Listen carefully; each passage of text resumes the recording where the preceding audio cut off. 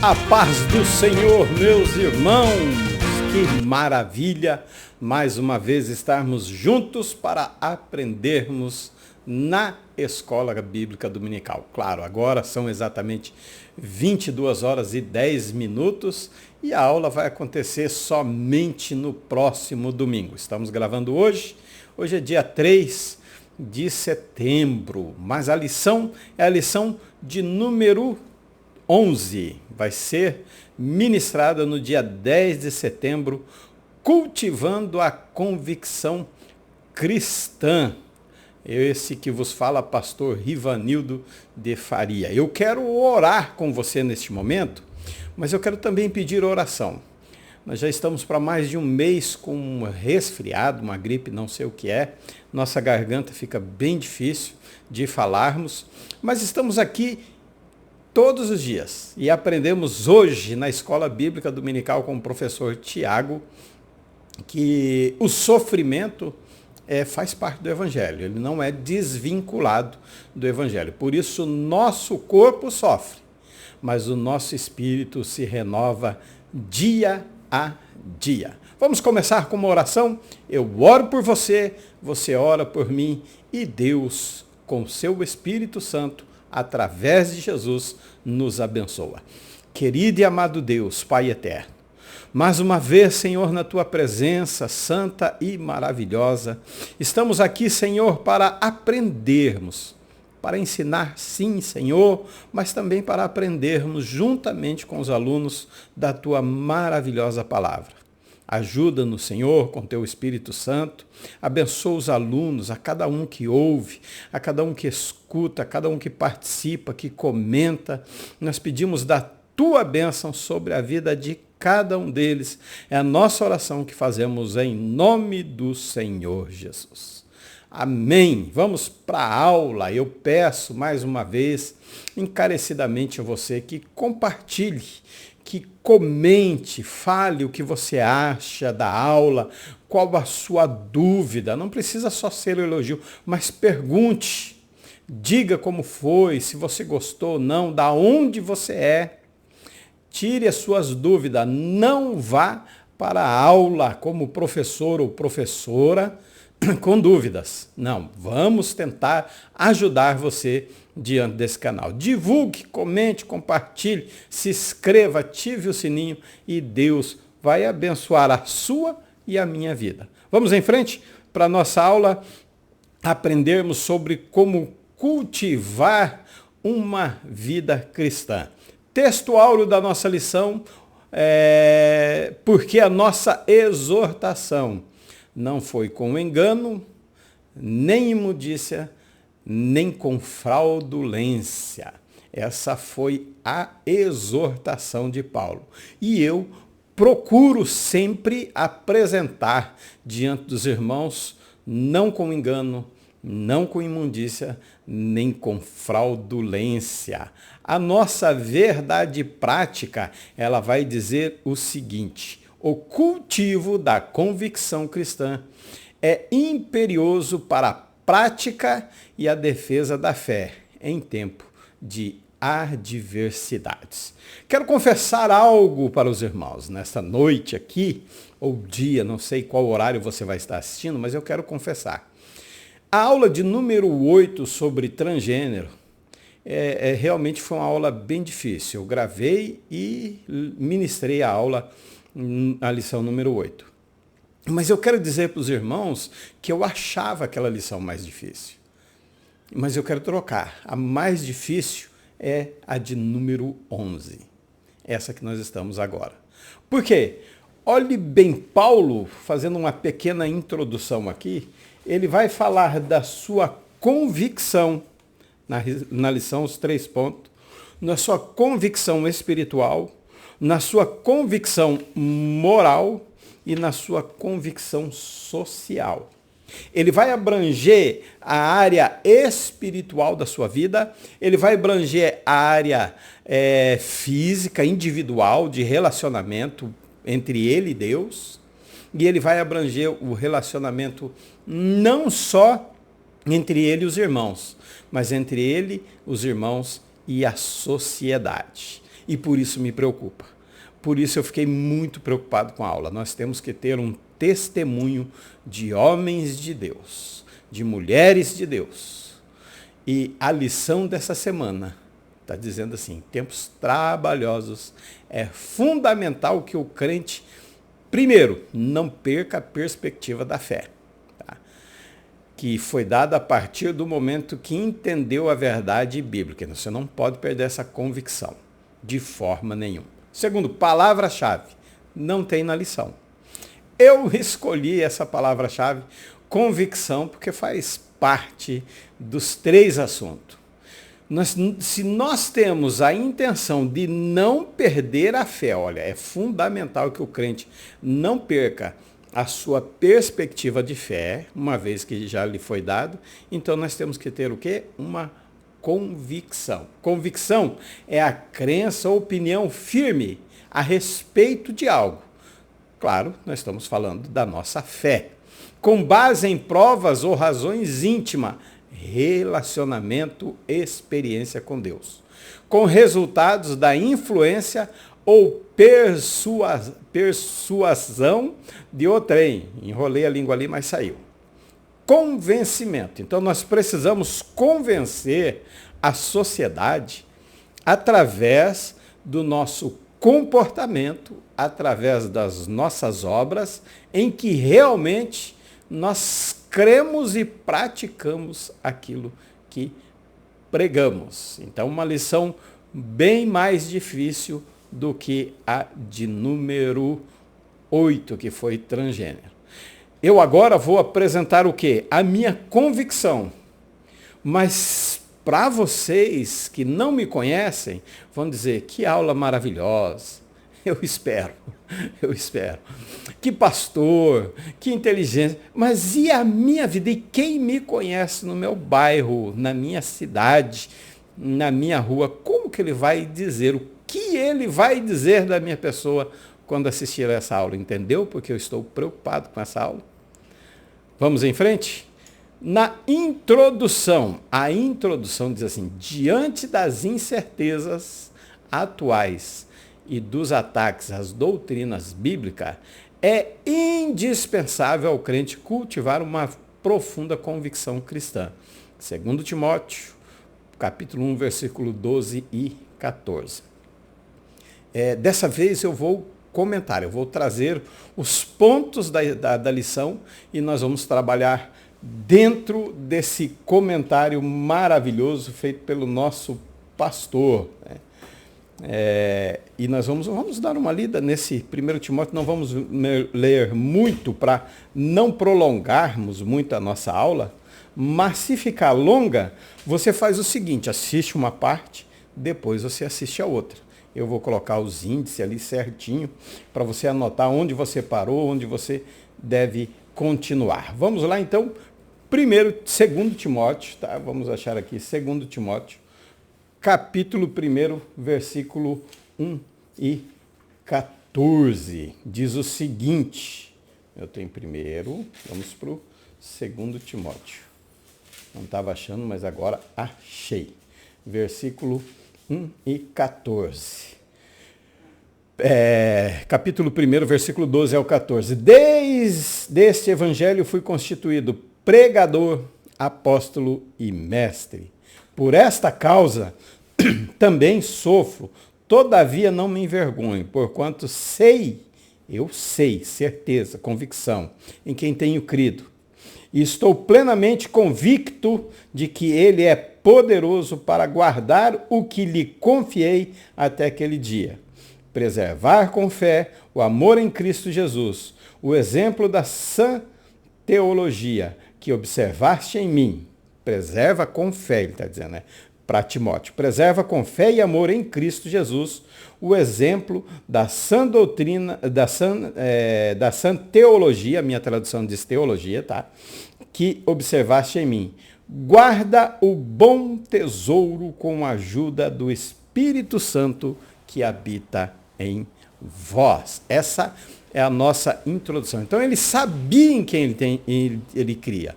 Ele tinha convicção e ele guardava e estava pedindo para que Tiago Timóteo, ele disse, preserva com fé e amor. Nós temos aqui pregador, apóstolo e mestre. Desse evangelho foi constituído. Ele foi constituído dessas três coisas. E ele defendeu a sua convicção até na hora da morte, quando lá ele diz, acabei a carreira, combati o bom combate, acabei a carreira e guardei a fé. É maravilhoso. Por esta causa também sofro, mas não se envergonha. Eles sabem quem creu. A sua convicção era plena. A sua crença, a sua opinião, a sua decisão era firme a respeito daquilo que ele estava defendendo, que era o Evangelho de Cristo. E esse Evangelho, ele precisa ser claramente entendido, totalmente assimilado, para ser fielmente anunciado.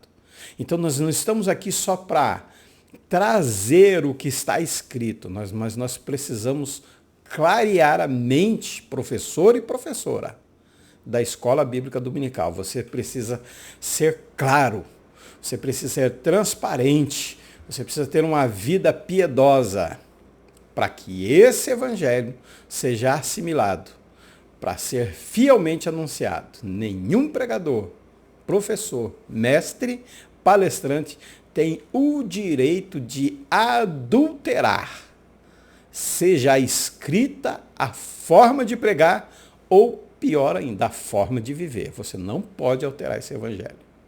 Você não pode pregar uma coisa e ser outra. Você precisa ser autêntico, para que seja claro, entendido e assimilado.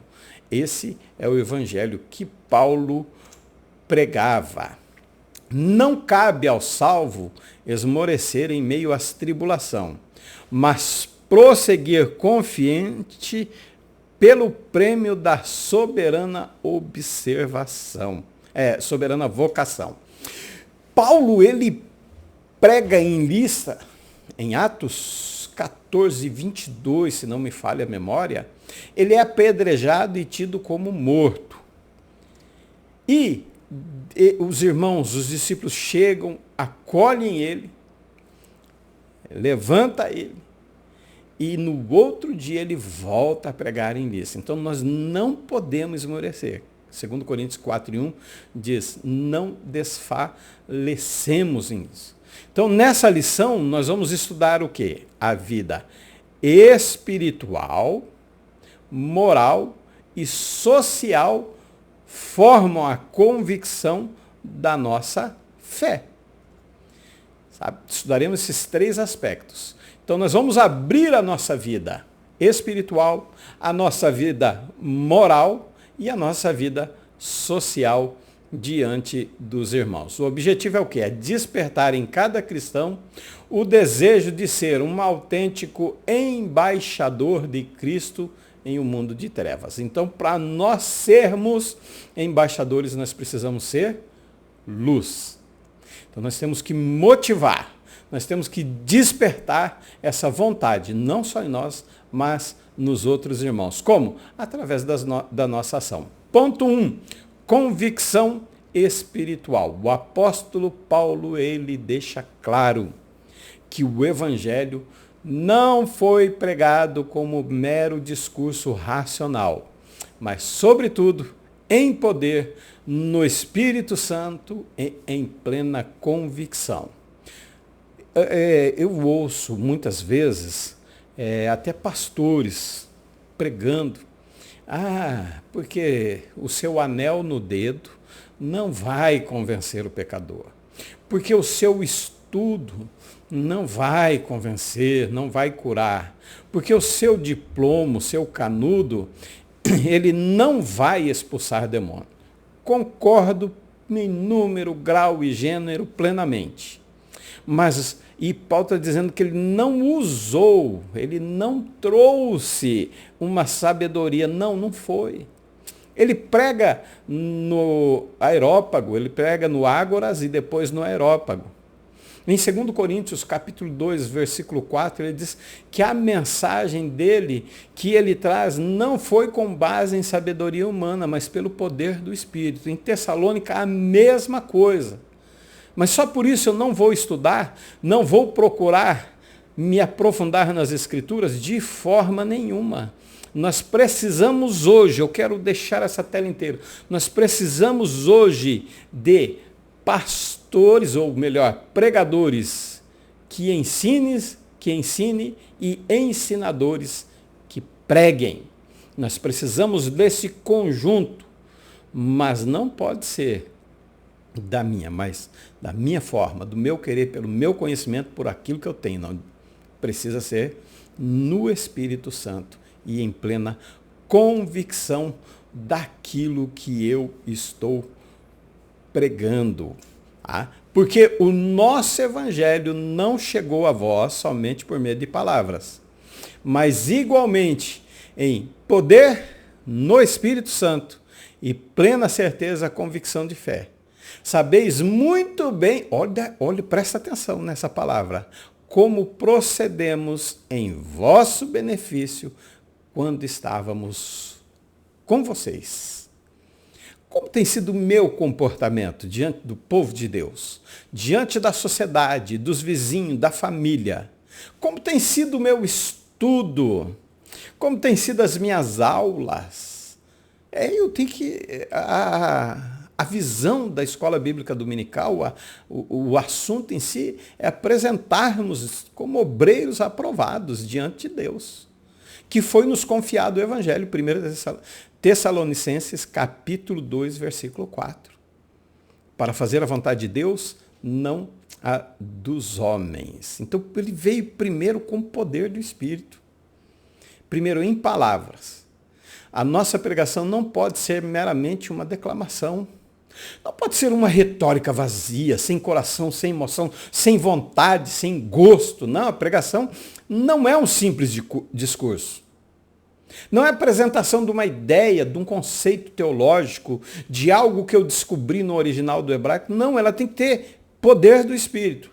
Em palavra, claro, a comunicação é feita como? Através da fala. Mas ela não pode ser um mero discurso, mostrar o quanto meu português é requintado, o quanto eu conheço de leis, o quanto eu conheço da Bíblia Sagrada, de cultura bíblica, enfim, não, ela precisa ter o poder do Espírito Santo. Segundo, o Evangelho não consiste em meras palavras. Palavras humanas são inúteis.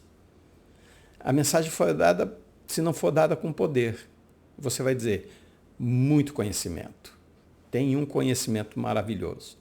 Mas o Evangelho é poder de Deus que trabalha no coração do homem, que muda a nossa natureza, que enterra o velho homem, que mortifica, Colossenses capítulo 3, versículo 5, que mortifica o velho homem, mas dá vida ao novo homem. Isso é poder no Espírito. Segundo ponto, confiança em Deus. O apóstolo declara que mesmo tendo padecido e sido agravado em Filipos, sua fé não estava abalada. Ele se refere à perseguição sofrida antes de pregar em Tessalônica. Ele tinha a plena convicção. Eu sei, eu te entendo, eu compreendo você quando você desanima. Eu também desanimo. E o desânimo é algo que ele vai e volta. O desânimo é algo que contamina os outros. O desânimo é algo que vai estar conosco até Jesus voltar. Talvez ele dure uma semana, talvez dure um mês para aparecer. Mas às vezes ele pode durar um dia ou dois. Mas Paulo está dizendo assim que ele não declara, mesmo ele não, a sua fé, a sua crença, nós somos fáceis de perder a fé. Olhe bem, eu fui curado do câncer, 10 tumores no corpo. Quando eu fui curado foi maravilhoso, foi lindo. Pensei, agora para frente é só benção, nunca mais eu vou reclamar, nunca mais eu vou perder a fé. Não, e o pior acontece. Hoje, claro, temos uma experiência maior com Deus, então temos a nossa convicção. Podemos estar sofrendo, sim, padecendo, mas nem por isso a minha fé foi abalada. Choro, dou risada, me alegro, me entristeço, mas a minha fé em Deus hoje é diferente. Por isso deve ser como um grão de mostarda. Começa pequeno. Como? Igual. Não mas como. Tá? A confiança em Deus, o Evangelho traz luz, mas também provas.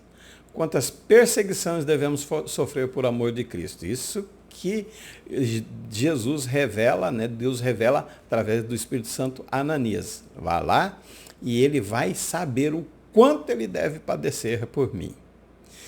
O que temos é maior que aquilo que podemos perder por causa das perseguições.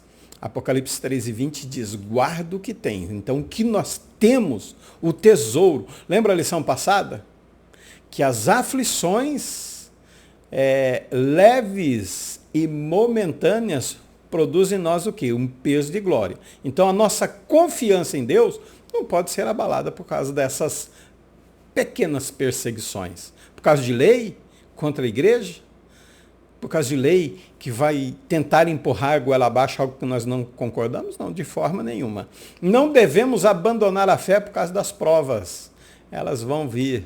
Depois do câncer veio outras. Vem provas financeiras, vem provas familiar, vem provas na saúde, vem provas no ministério, vem prova no país. Nós não podemos abandonar a fé por causa das provas.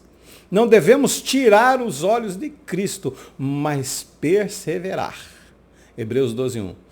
Manter os olhos no autor e consumador da nossa fé. Fiquem atentos, Jesus está voltando. Confiança. Os justos vivem pela fé e não retrocedem, porque se retroceder, Deus não tem prazer nele. Deus não se agrada. Então, está difícil, meu irmão. Está complicado. Está muito espinhoso. Não retroceda. Não volte atrás.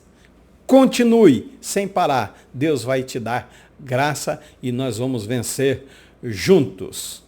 Terceiro do primeiro ponto, fidelidade na pregação. O apóstolo dos gentios assegura que o evangelho anunciado em Tessalônica não foi com engano, imundícia, nem com fraudulência, mas com poder do Espírito. Então, eu preciso ser fiel. Como que eu vou exercer a fidelidade na pregação? Falando realmente o que a Bíblia diz, o que a palavra de Deus foi revelada a nós, direcionado pelo Espírito Santo, mas lembre-se, tendo um comportamento também. Porque a fé sem obras, ela não existe, ela é morta. Então eu preciso ter fidelidade na pregação. Mostrar que a doutrina cristã não procede de fábulas inventadas, condutas imorais ou de artifícios para seduzir as pessoas a crerem em mentiras. Então nós não preciso inventar. Mas hoje tem que atrair o povo. Infelizmente nós estamos vivendo uma época assim, em que temos que com o pregador agradar as pessoas. Não. A nossa convicção espiritual, ela vem junto, vinculada, é inseparável de uma fidelidade com a palavra de Deus. Nós não podemos ser infiel com a palavra ou infiel na nossa convicção espiritual e ter uma fidelidade na pregação. Não tem como. É um elo numa corrente, senão não é corrente, é um elo sozinho. Então nós precisamos ter uma fidelidade na pregação, não inventar fábulas, não ter uma conduta imoral e muito menos. Eu me lembro do pastor Gesiel Gomes, ele diz, se eu não me falha a memória, foi no Gideões, ele diz, vocês pregadores e eu, nós temos o poder, nós temos a técnica de manipular a massa. Nós temos pregadores, professores, pastores, ensinadores, têm o poder de manipular a massa. O que nós não temos é o direito. Poder nós podemos ter. Técnicas nós podemos ter. O que nós não temos é o direito de manipular a igreja de Cristo. A mensagem do seu ministério, Paulo está dizendo, evangelho puro. Nossa exortação não procede de engano. Primeira coisa, Paulo diz, olha, o evangelho é puro, é verdadeiro, é autêntico. Quando ele vai falar da ceia, ele diz, porque o que eu recebi do Senhor, o que eu recebi eu estou passando. 1 Tessalonicenses 2:4 diz que foi-nos confiado o evangelho e não é para fazer a vontade dos homens, é a vontade de Deus. Mas hoje, infelizmente, o que está perdurando é a vontade dos homens. Cuidado, Deus é amor. Cuida com o que fala. Não, nós precisamos ouvir uma verdade autêntica da parte de Deus. Doa onde doer, seja quem for, eu sou pastor, mas se tiver que doer, vai doer. Se tiver que ser corrigido, temos que ser corrigidos. Segundo o motivo do seu ministério, Paulo vivia uma vida pura. Olha, fidelidade na pregação, mas tinha uma vida pura. Sua exortação não procedia de impureza. Podemos sim relacionar com o ato sexual, ele não tinha essa impureza, ele não tinha prostituição, ele não tinha adultério, ele não tinha essas imundícias, mas também ele não tinha cobiça, ele não era avarento, era um evangelho puro, ele não tinha segundas intenções, ele não tinha um motivo no dinheiro para pregar o evangelho. Ele não era dessa forma, ele era diferente, ele tinha uma vida pura. Se a sua pregação era a verdade, fazer a vontade de Deus, a sua vida também era pura. Terceiro, o método do seu ministério. Ele não enganava as pessoas. Ele não empregava métodos desonestos. É como eu falei, nós temos a técnica, nós temos a forma, nós temos tudo. O que nós não temos é o direito de causar dolo. É como colocar eu esqueci do escritor agora, mas é como colocar isca no anzol para fisgar, para trazer de alguma forma. Não, Paulo não age dessa forma. Ele não enganava as pessoas. Vai ser uma benção. Aceita Jesus que os seus problemas acabaram. O evangelho tabajara. Não, de forma nenhuma. João 16:33. No mundo tereis aflições, mas tende bom ânimo. Eu venci o mundo. Paulo era convicto da sua vida. O comprometimento com a fidelidade da palavra de Deus em uma igreja. A igreja começa com o derramamento do Espírito, nasce sobre a verdade e fidelidade na pregação. A igreja que tem uma fidelidade na pregação, ela valoriza o estudo da palavra, da meditação na palavra de Deus. Então ela valoriza a leitura em casa, mas também valoriza na igreja o estudo da palavra. Ela divulga, ela fala da IBD, ela incentiva os membros a participarem da escola bíblica dominical, a participarem dos cultos de ensino, e há um ensino de qualidade. Professores preparados, homens de Deus voltados ao ensinamento cristão com a vida pura, santa, não com engano, não sendo desonesto e nem com impureza. A igreja, com a sua fidelidade, ela empenha em conhecer as Escrituras. Hoje nós temos igreja que só quer a bênção, só quer os privilégios do reino, mas não quer o governo do reino. Só querem usufruir das coisas boas, mas não querem obedecer quem está reinando no momento, ainda não na plenitude, mas não querem receber o governo do reino. A pregação é cristocêntrica, não é voltada para a minha pessoa. Não sou eu o motivo de você aceitar Jesus Cristo, eu tenho que ser um exemplo. 1 Pedro capítulo 5, versículo 3, diz, servindo de exemplo. Eu preciso servir de exemplo, mas eu não sou o motivo. A pregação eu tenho que apresentar não o que eu sou, o que eu faço, enfim, não, mas tenho que apresentar Cristo. E a permanência dos novos crentes na doutrina dos apóstolos, que é a doutrina bíblica. Isso é uma igreja que tem sua fidelidade na pregação. Sinopse do ponto 1, encerrando aqui o ponto, sem ação poderosa do Espírito, a pregação é incapaz de transformar vidas. Vamos para o segundo? Nossa, 30 minutos no primeiro, vamos dar uma corridinha aqui, né? Conversão opera a transformação, retidão nas ações. Falamos da convicção espiritual, agora vamos falar da convicção moral, retidão nas ações. A conversão opera a transformação moral na vida do crente. A Bíblia orienta, entre outras recomendações, entre outras as 3 aqui, né? Ela diz, deixar a mentira e falar a verdade. Deixar o furto e ser honesto. Não pronunciar palavras torpes. Dizer apenas o que edifica. Deixar a mentira e falar a verdade.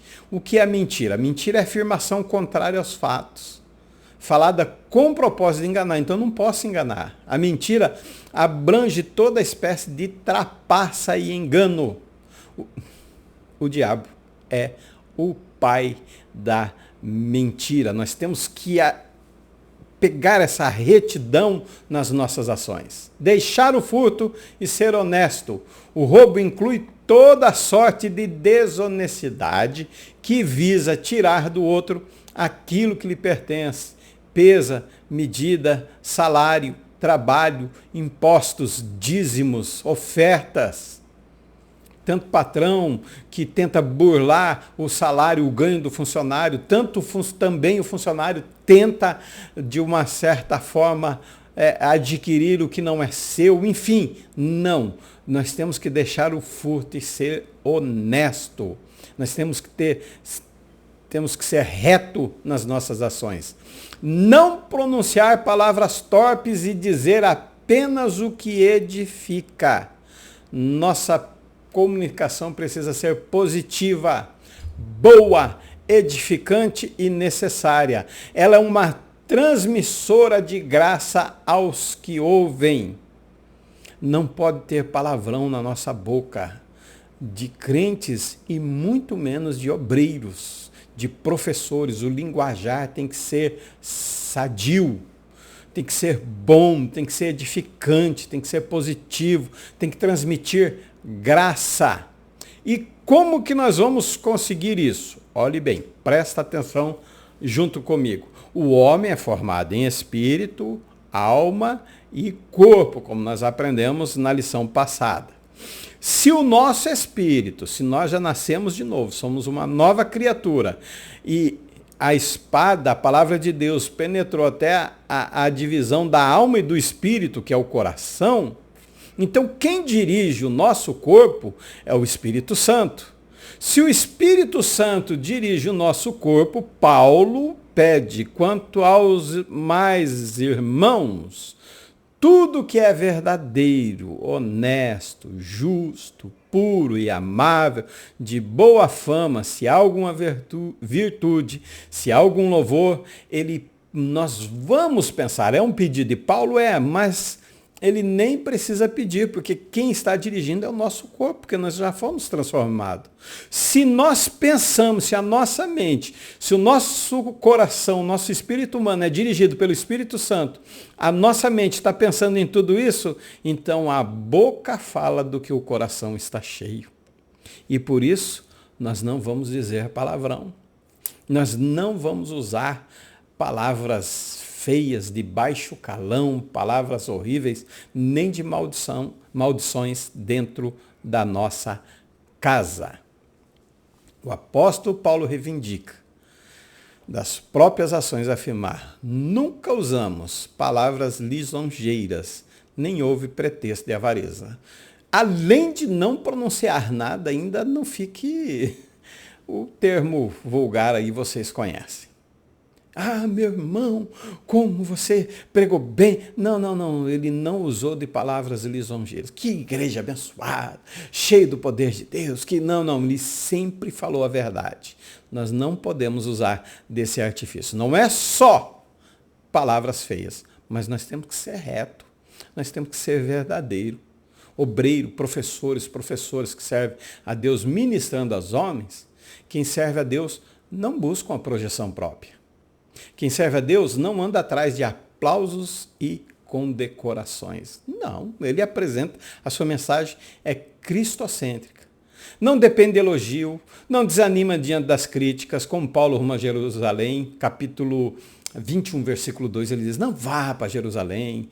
Ou o 20, o final, onde os irmãos choram. As críticas não desanimam a cumprir aquilo que Deus tem preparado para nós. Quem serve a Deus não teme ameaças, nem se intimida diante das perseguições. Podemos sofrer, vamos sofrer, não tem problema. Nós não vamos desanimar por esse motivo. Nós não vamos parar. Nós vamos ser retos nas nossas ações. O obreiro, os professores, isso não só eles, mas os crentes em si, os salvos em Cristo Jesus, não pode vender a sua consciência. Não pode mercadejar o seu ministério, nem compactuar com esquemas mundanos ou eclesiásticos para auferir vantagens imediatas. Não, nós temos que ser retos nas nossas ações. A igreja é espiritual, mas ela possui um CNPJ. E como o CNPJ, ela tem que se comportar de uma maneira a ser exemplo para outras empresas. Então nós temos que ter um exemplo no comportamento espiritual, sim, mas nas nossas ações diante do governo, diante das leis, diante do proceder, nós temos que ser reto também.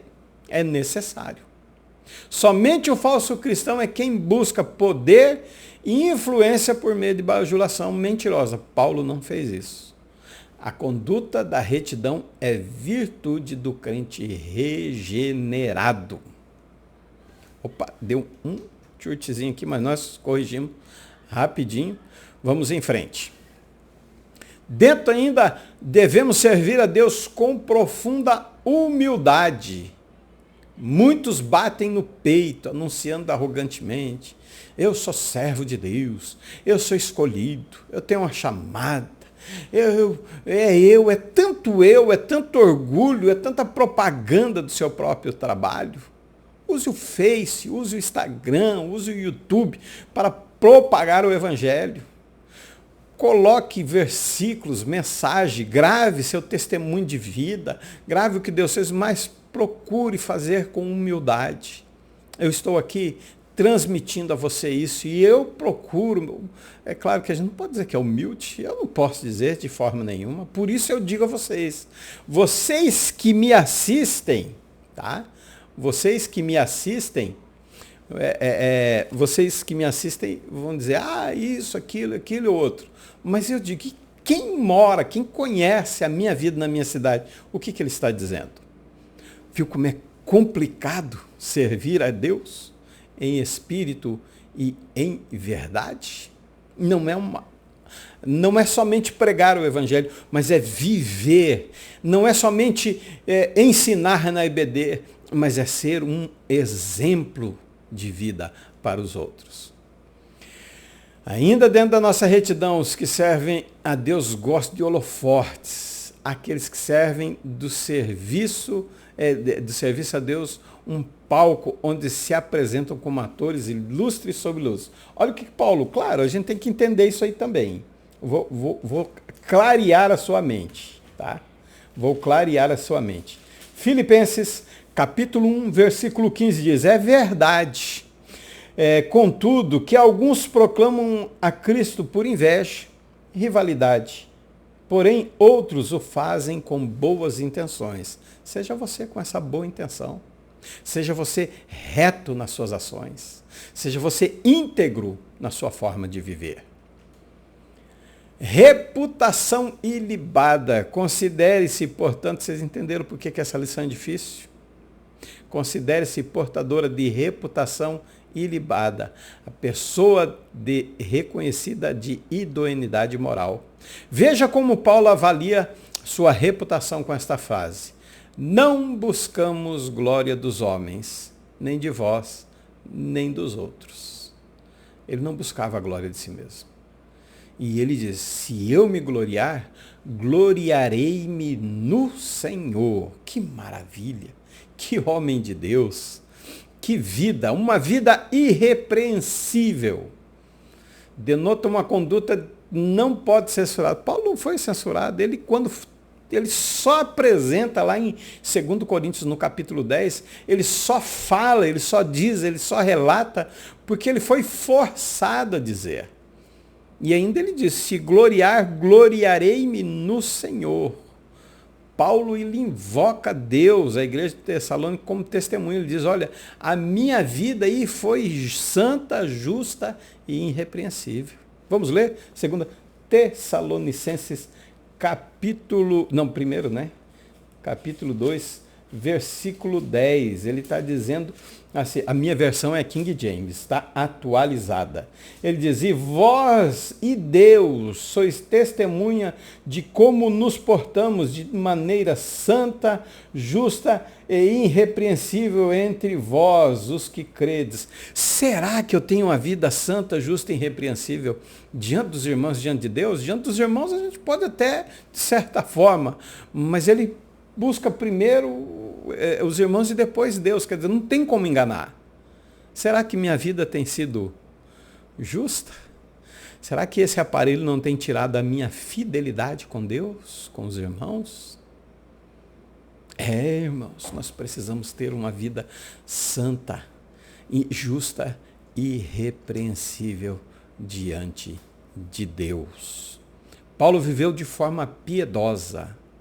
A piedade tem a ver com a vida de santidade, de pureza, de fidelidade com Deus. Então ele tinha sua fidelidade com Deus. Paulo vive de uma forma justa. Não havia brecha no escudo da fé. Não havia áreas escuras no seu caráter. Ele vivia em paz com a sua consciência. Ele vivia em paz consigo mesmo. Isso é maravilhoso, viver em paz consigo mesmo.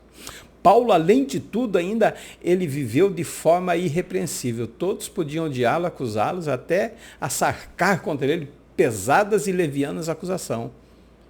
Mas ele tinha uma vida, ele tinha um bom relacionamento com os irmãos de dentro da igreja e com a sociedade de fora. Podia inventar? Podia. Mas ele sabia. Ele tinha certeza, a convicção de que a sua vida era irrepreensível. Sinopse do ponto 2. O crente regenerado possui uma conduta de retidão, uma vida irrepreensível. Terceiro, convicção social. Relacionamento com Deus, relacionamento consigo mesmo e agora relacionamento com os irmãos, com os outros. O bem-estar comum alcança o homem em suas necessidades física e espirituais. Não por acaso a Bíblia fornece instruções para o bem espiritual e social dos seres humanos em 2 Timóteo 3,16, conhecidíssimo de todos. Né? O papel da igreja é proclamar o evangelho, sim, aliviar o sofrimento, provendo bem-estar social entre os irmãos. Se eu entro lá, simplesmente faço uma oração do irmão estar precisando de um pacote de arroz e eu tenho condições de dar, o irmão está precisando de algo e eu tenho e não dou, não temos uma convicção social de forma nenhuma. Tem que ser uma dedicação altruísta. O ponto 2, o apóstolo se dedicou profundamente. Você sabe o que é ser altruísta? É pensar nos outros mais do que em você. É ser mais. Vamos ver Atos 20 e 24. É isso aqui, a preocupação dele com os irmãos. Atos 20 e 24. Ele era altruísta. Contudo, nem por um momento considero a minha vida como valioso tesouro para mim mesmo. tanto que possa completar a missão e o mistério que recebi do Senhor Jesus, para dar testemunho do Evangelho e da graça de Deus. A vida dele não era preciosa. O importante não era ele. Não, era os irmãos. Era a igreja de Cristo. Era o Evangelho que foi confiado a ele. Apesar do direito inerente ao seu apostolado, ele decidiu nada receber, ainda que podíamos, como apóstolo de Cristo, servos pesados. Mas ele não foi. Ele trabalhou para receber o seu salário. Ele construiu tendas, ele se dedicou.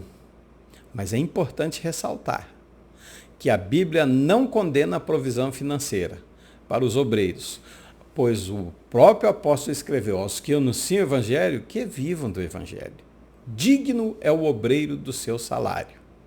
Aos que se dedicam, se afadigam ao ministério do ensino, sejam digno de duplicada honra, algumas traduções, né?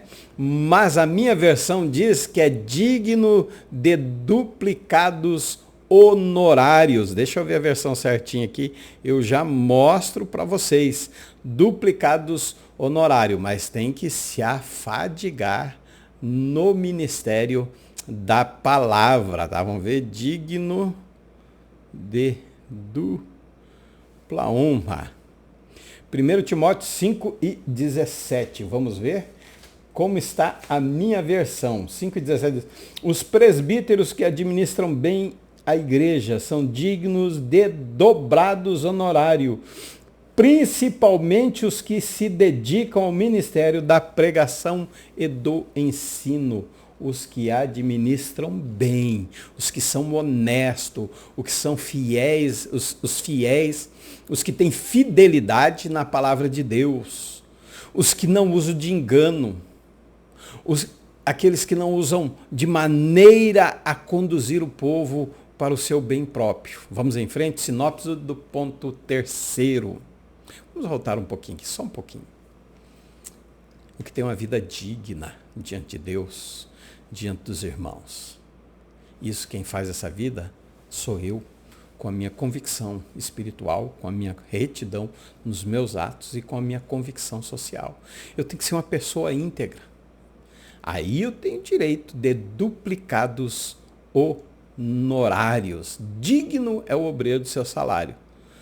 Que tem alguém, enfim, que não é digno, mas o seu acerto, digamos, vai ser com Deus. Sinopse do ponto 3º, a convicção social presente na vida de Paulo era um exemplo para a igreja. Vamos para a nossa conclusão. Paulo foi submetido a uma série de provações durante seu ministério. No obstante, ele não deixou exemplo de... Ele nos deixou, deixa eu corrigir. Não obstante, ele nos deixou exemplo de intensa convicção da nossa eleição em Cristo. Ele não deixou dúvida. Uma convicção espiritual resultante do poder do Espírito. Uma convicção moral com reflexo do temor a Deus. Uma convicção social demonstrada pela abnegação em servir. Hoje muita gente não quer servir, quer ser servido. Hoje muita gente não quer se doar, quer receber doação. Hoje muita gente não se preocupa com o próximo, muito menos ama. Mas Paulo não, ele deixa sua abnegação total em servir a Deus. Nós temos curso, como liderar, liderança em Cristo, como liderar a igreja, como liderar o seu departamento, mas nós não temos curso, como ser servo, como servir a Deus, como ser verdadeiro diante, como ser um escravo, um preso de Cristo. Não temos curso assim, somente para liderar, mas para ser um homem de Deus, para ser um servo, nós não aprendemos. Essa é a verdade. Ratifica-se que nos nossos dias carecemos dessa firme convicção em defesa dos interesses do reino de Deus na terra, não dos meus interesses, mas que nós possamos buscar uma vida santa, digna, irrepreensível, diante de Deus, dos irmãos e dos homens. Diante de Deus e comigo mesmo. Eu preciso ter a consciência tranquila. Eu preciso dormir bem. Eu preciso descansar a minha mente. Se eu não tiver uma boa relação, se eu não for fiel com Deus e comigo mesmo, isso vai ser impossível de nós vivermos. Que Deus em Cristo Jesus te abençoe, que Ele te dê graça, que Ele abra os seus e os meus olhos para que nós possamos viver uma vida íntegra, espiritualmente, individualmente, entre eu e Deus, entre eu e meus irmãos, entre eu e a sociedade. Que nós possamos ser um testemunho de vida para convencer as pessoas a seguir a Cristo, não por aquilo somente do que eu falo, mas por aquilo que eu vivo. Não deixe que os seus atos sufoquem a sua voz. Não deixe que as suas atitudes neguem a sua pregação. Feche seus olhos, eu quero orar com você neste momento. Querido e amado Deus, Pai eterno, mais uma vez na tua presença, Senhor, nós transmitimos, Senhor, a verdade, com toda a certeza, Senhor, de que não usamos de engano, não usamos de palavras torpes, Senhor, e não nos apresentamos com imundícia, Senhor. Não nos apresentamos aqui, Senhor, de uma forma a sermos reprovados, Deus, mas de uma forma, Senhor, a transmitir com verdade, Senhor, pelo poder do Espírito, não na qualidade que temos, Senhor, mas na capacidade que o Espírito Santo nos concede. Assim nós abençoamos, Senhor, a cada um que ouve, que escuta, Senhor, que nos ajuda. Abençoamos a todos, Senhor, em nome do Senhor Jesus. Amém? Mais uma coisa, foi instruído? Foi direcionado? Então leia Gálatas capítulo 6, versículo 6. Gálatas 5 e 6.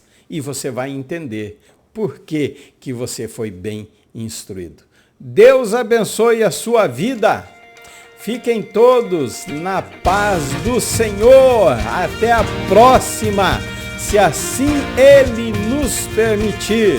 Shalom Vraha, paz e bênção sobre você e sua família.